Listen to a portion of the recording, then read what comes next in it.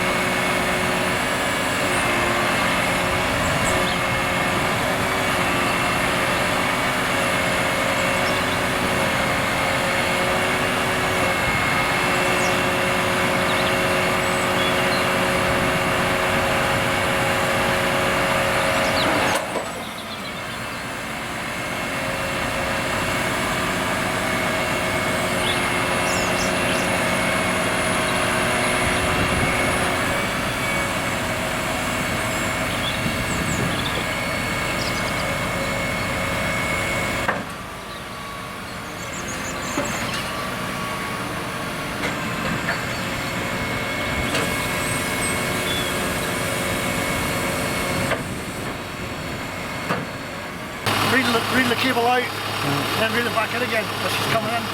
So what it does, it keeps them straight all the time. Yeah. Takes pressure off them.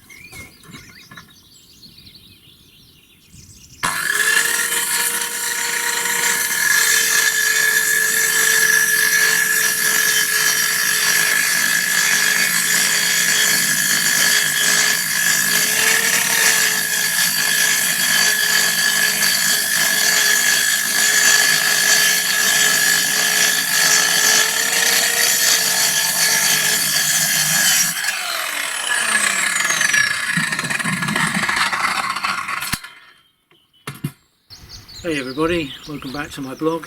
Today I'm going to show you what my son and I collected from the BV, take you through some of the parts and give you a better view of them. We have 6 tracks here, some of them in better condition than others, not perfect, but certainly this one here, although it's a bit rusty on the take up where the sprockets go, is pretty good condition. Others not such good condition. There's the broken one, and what happens is, I'll just get into picture, the fibres in the track split and it gets older and then it separates obviously, and there's very little I can do about that. I could try putting a plate across there, but obviously you don't get the flexibility, so that's probably non-savable. Others will probably snap in a very short amount of time.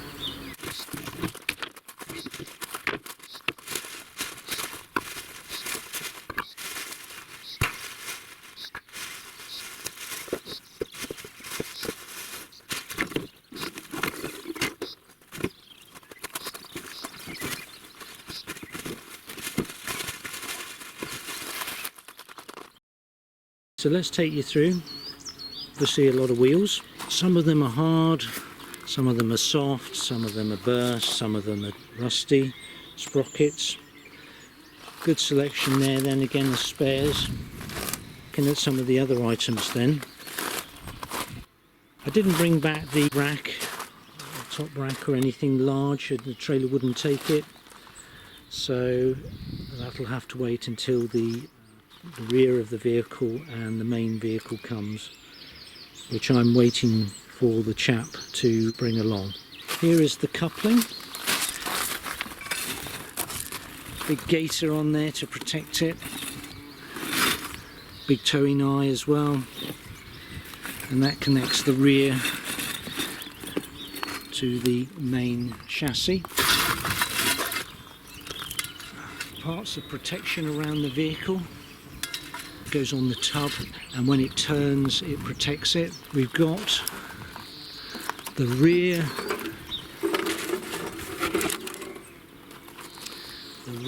fuel tank mounting, just like that, straps and what have you, various bits and pieces. Again, this is off the rear tub, totally rusted, but it acts as a form. I'll be able to make replacement items from these just by keeping them, just to create the shape. We have the hubs here on the arms.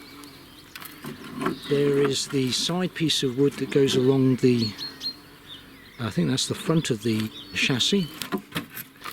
Various brackets and shackles, probably for the tanks. Various plates. There is the rear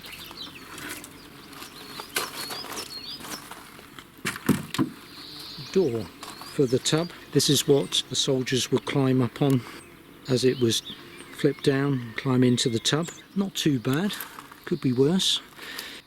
Here is, I think this is the part of the chassis of the rear which connects the rear to the front. So this would be for your pipe work. And I know I keep on saying about the rust, the weather has not been kind to this at all. But again, it shows what I have to replace, and I've got the ability, I can cut this out, mark it up on a new plate and weld it back in. I can save things like that possibly. It's pretty solid there. I won't be able to create this though, which is a reinforcing to stop the metal from flexing. Here was the towing mounting bracket. Then we have another rear tank. Let's just put that over there. Again, supporting the rear fuel tanks. This is petrol. Okay, what else have we got here? Some more brackets, some more plate. Let's just put it over here. This is a plate that mounts on the rack, so you put your luggage and other equipment on there and it keeps it in without it falling out. Then we have these two quite large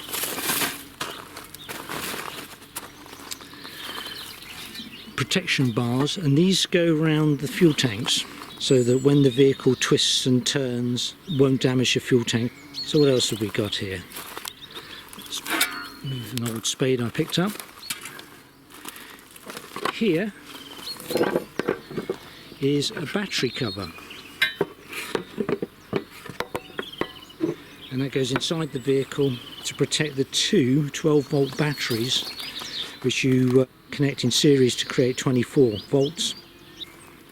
Odds and sods, long bolts, not sure where they come from. Some more plates. Oh, there's a very rusted joint for something, but again it gives me an idea what I should be doing. Another totally rusted out piece of section for the rear tub. This part too, it's got some detail on there. I believe that's where maybe a reflector went. It could even be a light, I'm not sure. Again, I need to find out where everything goes and what it does. This would be where the tailgate comes down. Some more tin. Not sure where that goes. That could go on the front, protecting some box and other vulnerable equipment. What have we got here? Some piping. I think that's part of that. That's where a mud flap is. More rusty parts. What have we got in here? Angled bracket where the canvas goes over, and it goes over on the pole. Bits of tubing.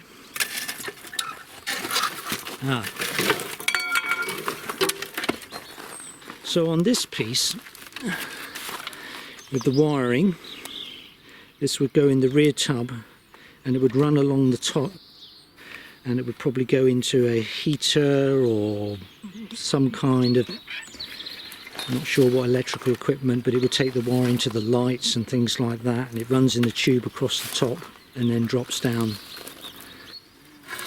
Very heavy piece here.